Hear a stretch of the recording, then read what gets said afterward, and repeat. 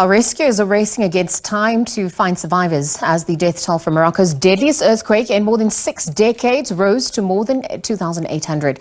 Now, rescue teams and search dogs have been picking through rubble following Friday's devastating earthquake. The International Federation of the Red Cross and Crescent Societies launched an emergency appeal for funding to support victims. So for the latest is our correspondent Alex Cadier in Marrakesh. Good afternoon, Alex. Thank you for your time.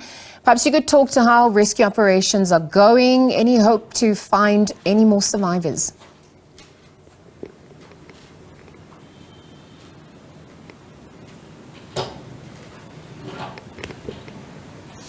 Alex Cadier, correspondent in Marrakesh, giving us the latest there. Alex, if you can hear me, we're obviously just trying to understand the latest developments. Perhaps you could speak to rescue operations that are underway and whether there's any hope to find any more survivors.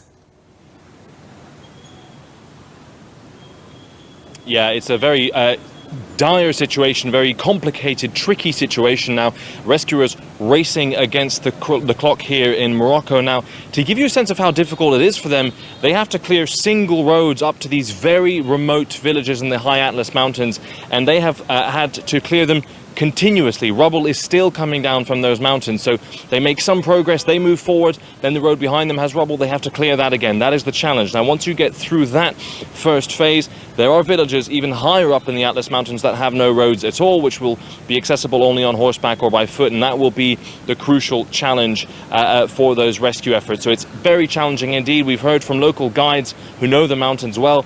Some villages so far, even now, have had no rescuers arriving at all. So the Moroccan authorities and international aid rushing in to get there as quickly as possible. Perhaps you could talk to us about aid at this point. Are people getting the help that they need? Some people are, some people aren't, I think is the fair response. It depends where you are. Here in Marrakesh, you have people whose homes have been condemned either because they've been destroyed or because they are not safe to return. A lot of those people are sleeping rough. They are sleeping on the streets of the city, in the parks, any patch of grass that they can find in the shade, because of course the heat here is pretty strong indeed. Now, that is the situation in Marrakesh. Some tents have been set up in stadiums here, some makeshift camps for those people. Now, up in the Atlas Mountains, it's even more complicated. The Moroccan military and NGOs have put up some tents, some temporary basic shelters for those people displaced in the destroyed villages. Now, that will be a temporary solution, but there is a longer problem for Morocco. One will be rebuilding all of these homes. The United Nations estimated 300,000 people have been affected, and then rebuilding the Moroccan economy that relies so heavily on tourism as well. So a really concerning situation for Morocco.